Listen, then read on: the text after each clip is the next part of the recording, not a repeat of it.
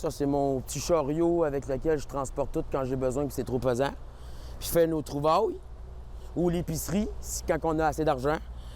Ici, ben, c'est la station lavage de linge, lavage de vaisselle, lavage de corps. Puis là, ben, comme je m'en revenais tantôt du McDo, ben oups, j'ai ramassé ça, fait que ça nous fait une gugus pour ramasser plus d'eau. Parce que l'eau de pluie, on peut la faire bouillir, puis on peut la boire, puis on peut s'en servir pour faire autre chose, mais l'eau de la rivière, c'est pas bon. Ça ici, ben, c'est notre toilette de fortune. Fait que j'ai mis des rideaux. Fait que quand on a besoin, ben Alex, il vient, il lève le rideau. Ben moi, je lève le rideau, puis on a notre intimité pour faire nos petits besoins. Comme vous voyez, ça mouille encore pareil dans la maison, même si on a mis une bâche. Fait que c'est tout le temps trempe. Tout est trempe. On a pratiquement plus de linge sec parce qu'il faut éponger, puis que l'eau rentre pareil. Les sleeping, ben c'est le Havre qui nous les a donnés vu qu'il n'y a pas de place, puis que c'est plein. Fait qu'on s'arrange avec ce qu'il y a là. Ça prend une chaufferette, un petit poêle genre butane comme on a déjà eu dans le sous-sol de l'église pour être capable de se faire à manger. Quelque chose pour nous réchauffer. Un matelas pour être capable de mieux dormir parce que là, on dort carrément sur le plancher des vaches. Puis il est magané comme je suis, j'ai beau, là, mais... Et lors d'une de leurs visites, les pompiers vous ont amené des denrées? Oui, ils ont reparti. Puis ils sont revenus genre une demi-heure après avec un sac rempli de dizaines de sachets de repas que tu fais juste bouillir de l'eau. Donc, on a eu un petit kit de départ avec 2 coupons de 25$ pour qu'on puisse aller acheter ce qui nous manque vraiment pour être capable de bien survivre. Il faut juste que je trouve le moyen de téléphoner, mais on peut pas charger depuis 4 jours, il mouille. Fait que les prises sont... Ça a même pété nos chargeurs, fait qu'on peut même plus charger nos téléphones. On est en train de manquer de ressources, finalement, à cause de la pluie. Beaucoup. La pluie nous cause beaucoup de problèmes. Aller quêter, c'est beaucoup dur. Le monde sort moins, ça te regarde de travers, c'est tout mouillé. Qu'est-ce que tu fais dehors? Ben, c'est parce que je suis dehors de jour. On dit que le bassin de gens en situation d'itinérance ne cesse de s'agrandir depuis quelques années à Trois-Rivières. Mais est-ce que tu as vu le prix des logements?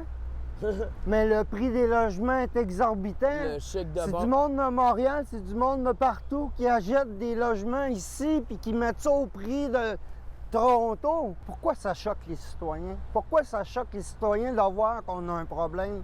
De voir qu'il y a quelqu'un de tenté à une place? Pourquoi pas appeler les polices puis dire « Hey, gars, on a quelqu'un qui se tente là. » Il est dans le besoin, cette personne-là. C'est du luxe avoir un appart. C'est du luxe être capable de bien manger. Excuse-moi, là, tu vas à l'épicerie avec 20$, tu viens d'avoir un pain, une pinte de lait, t'es chanceux si t'as de la margarine, là. Même si on crèche ici jusqu'au 1er septembre, ne serait-ce que d'avoir quelque chose de plus chaud, une coupelle de bâche de plus pour être capable de sécuriser plus l'attente, que ça soit plus sec.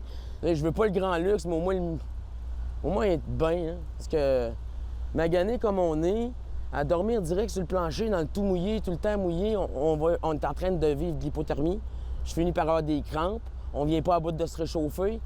Le McDo commence à être tanné de nous voir la bête parce que... C'est quoi la solution, que ce soit la ville, le CIE? Les bâtisses qui pourraient, à la place de les laisser là, vides, à attendre que ça se déboîte puis que les caisses les reprennent ou whatever, ou... Pourquoi t'en fais pas des shelters?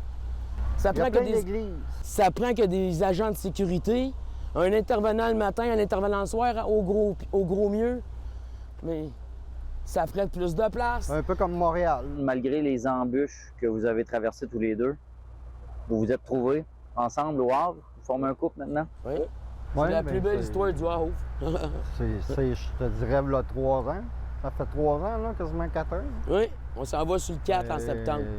Moi, j'étais dans la rue, c'est pas évident dans la rue, puis j'étais un peu de boule.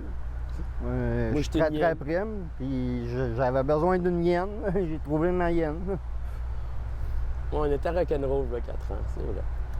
On s'est assagi. On vous souhaite de l'aide? Oui, merci. Merci d'avoir accepté de partager votre quotidien. Ça fait plaisir. C'est pas juste pour nous, on le fait pour tous ceux-là qui sont pognés comme nous. Oui. C'est un cri du cœur pour les gens qui sont dans la rue. On souhaite la meilleure des chances. Merci, Mélanie. Merci,